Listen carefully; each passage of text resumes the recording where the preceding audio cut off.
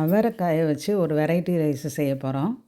அதுக்கு நல்ல பிஞ்சு அவரைக்காயா ஒரு 10, 12 அவரைக்காய் எடுத்து வச்சுக்கோங்க. ஒரு சின்ன தக்காளி, 4 பல் பூண்டு, ஒரு பாதி வெங்காயத்தை பொடி பொடியாக கட் பண்ணிக்கோங்க.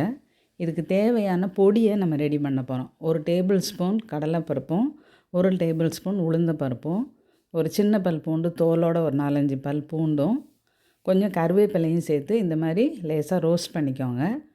அதே சமயத்தில் ஒரே ஒரு மிளகாய் மட்டும் போட்டுக்கோங்க.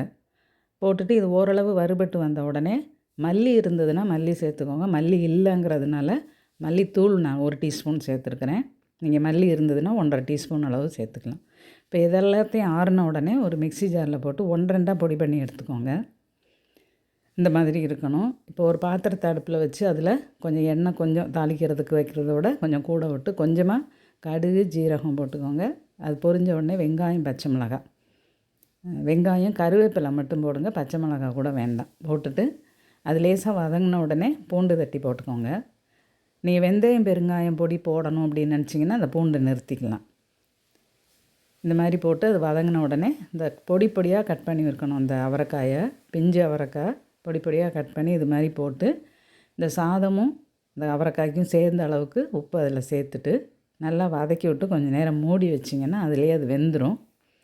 இப்போ ஒரு சின்ன தக்காளியை இதில் சின்ன சின்னதாக கட் பண்ணி போட்டு அதுவும் நல்லா வதங்கி வர விட்டுருங்க. நல்லா வதங்கினதுக்கப்புறமா கொஞ்சம் மிளகாத்தூள் போட்டுக்கோங்க.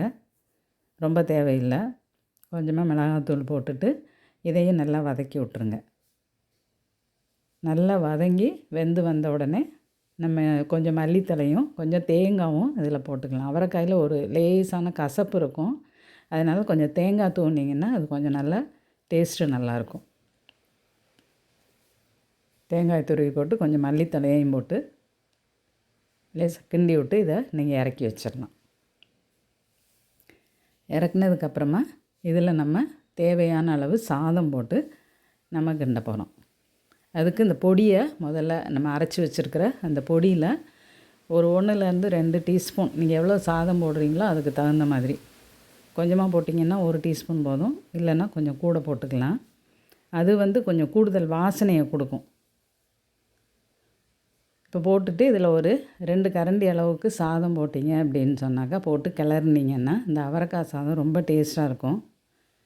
விதவிதமாக வெரைட்டி ரைஸ் செய்து சாப்பிடணும்னு நினைக்கிறவங்க இதையும் ஒரு நாள் செய்து பார்க்கலாம்.